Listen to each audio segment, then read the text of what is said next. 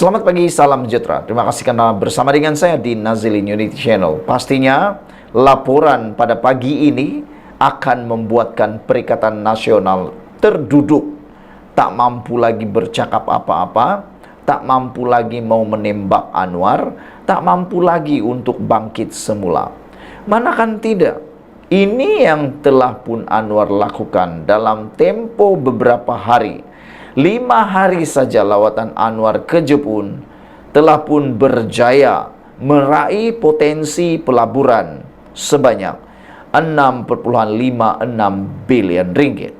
Bayangkan 5 hari saja Anwar Ibrahim di Jepun sudah berjaya meraih potensi pelaburan sebanyak 6,56 bilion. Siapa Perdana Menteri yang pernah lakukan sehebat itu? Saya tiada buat kajian. Anda boleh bantu saya buat kajian. Adakah Perdana Menteri sebelum ini mampu menyaingi Anwar?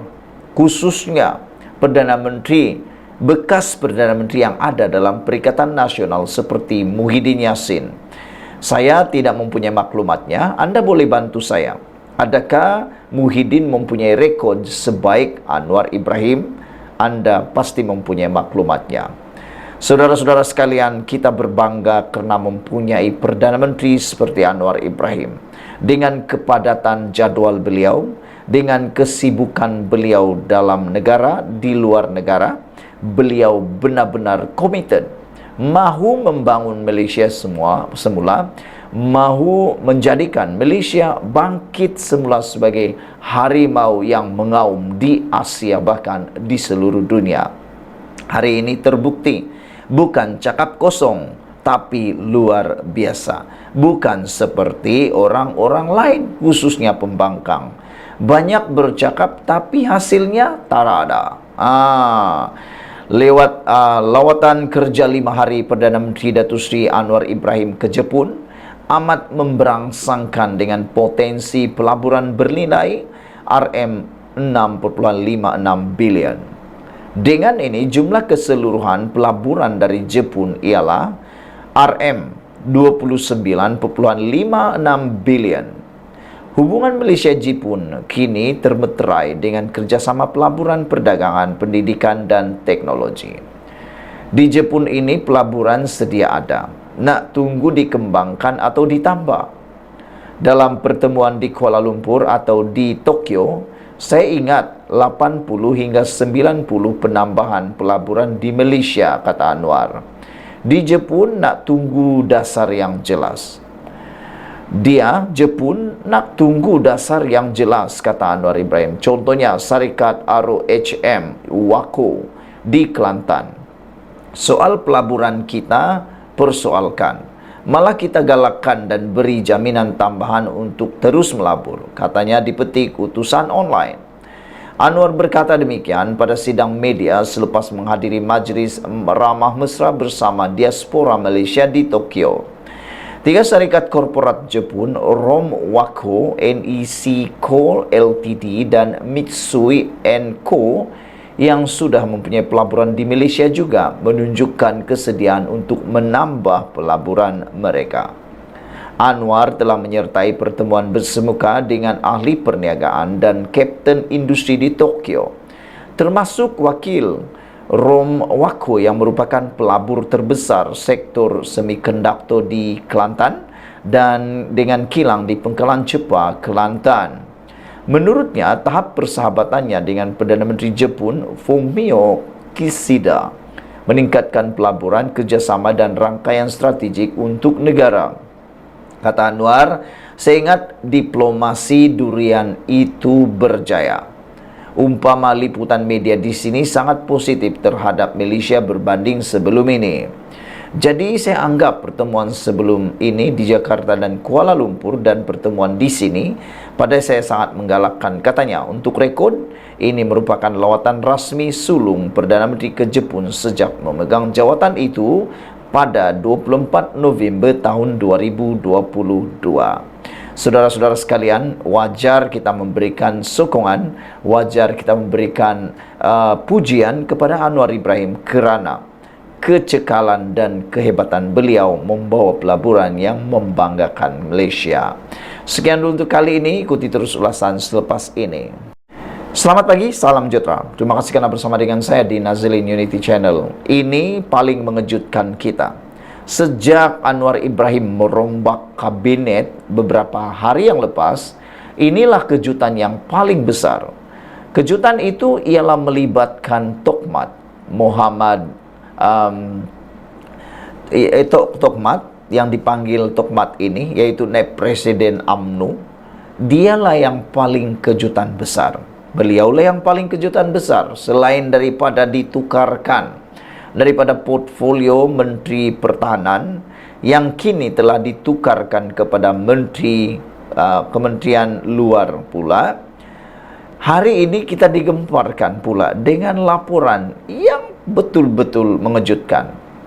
Laporan ini menulis daripada Esro Awani, Muhammad Sabu pula, Tokmat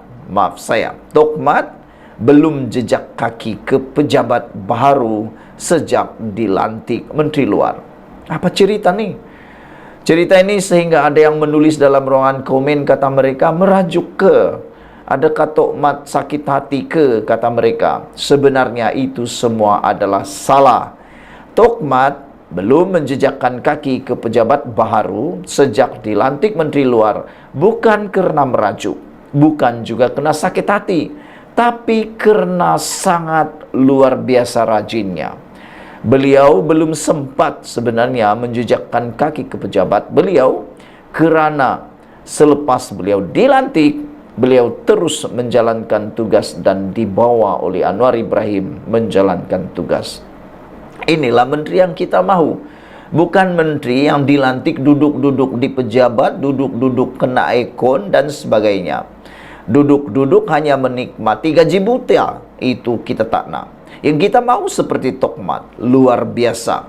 Baru dilantik sudah menjalankan tugas dengan begitu hebat dan luar biasa sekali. Beginilah yang kita mahu. Ini ceritanya. Biarpun belum lagi menduduki pejabat barunya, Menteri Luar yang baru dilantik, yaitu Datuk Seri Muhammad Hassan atau Tokmat, melaksanakan tugas dengan lancar dan di Tokyo menjadi medan ujian untuknya. Tokmat kini merupakan sebahagian daripada delegasi rasmi Perdana Menteri Datuk Seri Anwar Ibrahim dalam lawatan kerja mereka ke Jepun. Peralihan penting ini berlaku susulan pelantikan Muhammad ataupun Tokmat sebagai Menteri Luar baru-baru ini. Satu peranan yang digalas beliau selepas rombakan kabinet diumumkan 2 hari sebelum perjalanan ke Tokyo. Beliau menggantikan Datuk Seri Zamri Abdul Kadir yang dilantik sebagai Menteri Pendidikan Tinggi. Ketika ditanya mengenai peranan baharunya semasa majlis minum petang di Aspora Malaysia di sini, Muhammad ataupun Tokmat secara berseluruh berkata, saya belum lagi menjejakkan kaki di pejabat baharu saya di Putrajaya, tetapi saya sudah ada di sini sekarang sebagai Menteri Luar. Oleh kerana kesuntukan masa selepas pelantikannya dan lawatan kerja ini, Muhammad berkata beliau tidak berpeluang untuk bertemu dengan pegawai-pegawai kementerian itu atau membuat persiapan terlebih dahulu. Bagaimanapun di Jepun, beliau dapat memperuntukkan masa daripada jadual padatnya, termasuk bertemu dengan Kapten Industri bersama Perdana Menteri dan menghadiri perjumpaan di Kementerian Luar Jepun dengan rakan sejawatnya Yoko Kamikawa. Apabila ditanya mengenai pertemuannya dengan Yoko, Tokmat berkata, tiada masalah kerana saya pernah berjumpa dengan Yoko sebelum itu semasa saya Menteri Pertahanan. Semasa lawatan itu, sidang kemuncak peringatan ASEAN, Jepun dan mesyuarat pemimpin komuniti Sifar Emisi Asia menawarkan sebuah platform terbaik untuk Muhammad membiasakan diri dengan rakan-rakan sejawatnya dari negara-negara ASEAN. Saudara-saudara sekalian, inilah penjelasan pencerahan mengapa Tokmat belum menjejakkan kaki ke pejabat baru sejak dilantik Menteri Luar. Bukan kerana merajuk, bukan juga kerana menghilangkan diri, bukan juga kerana sakit hati. tapi karena kehebatan dan luar biasanya Tokmat. Terima kasih Tokmat karena sanggup berkorban untuk kami semua. Sekian dulu untuk kali ini. Jangan lupa tinggalkan komen Anda, tekan butang subscribe. Kita jumpa lagi. Bye-bye. Selamat pagi. Apa sudah jadi dengan Papa Gomo? Adakah beliau sudah tidak waras lagi? Adakah beliau sudah tidak dapat berfikir dengan lebih baik dan waras? Sehingga kan beliau sanggup mengeluarkan satu video yang membayangkan Perdana Menteri hidap AIDS. Apa jadi pada beliau ini? Dipetik daripada Malaysia kini, akhirnya kebiadaban ataupun kelantangan, keberanian melampau Papa Gomo akhirnya menerima padah apabila polis akhirnya menyasat Papa Gomo kerana kes video yang membayangkan Perdana Menteri hidap AIDS. Papa Gomo ni dah lama tak muncul. Sekali muncul, timbul terus kontroversi. Suka menimbulkan kontroversi, suka menimbulkan huru-hara yang bukan huru-hara yang berbahaya, tetapi huru-hara dari segi kenyataan-kenyataan beliau. Kenyataan beliau yang terkini ini memang sangat tidak wajar. Kenapa? Tidak mempunyai fakta. Selain daripada itu, ini boleh dianggap memalukan Malaysia, memalukan Perdana Menteri kita. Polis sedang menyiasat penulis blog iaitu Wan Muhammad Azri Wan Derus berhubung video yang kelihatan membayangkan Perdana Menteri Anwar Ibrahim menghidap AIDS. Timbalan Ketua Jabatan Siasatan Jenayah Bukit Aman Rusdi Muhammad Isa berkata, video bertajuk Datuk Seri Anwar Ibrahim, penyakit misteri tiada penawar AIDS, memfitnah Perdana Menteri.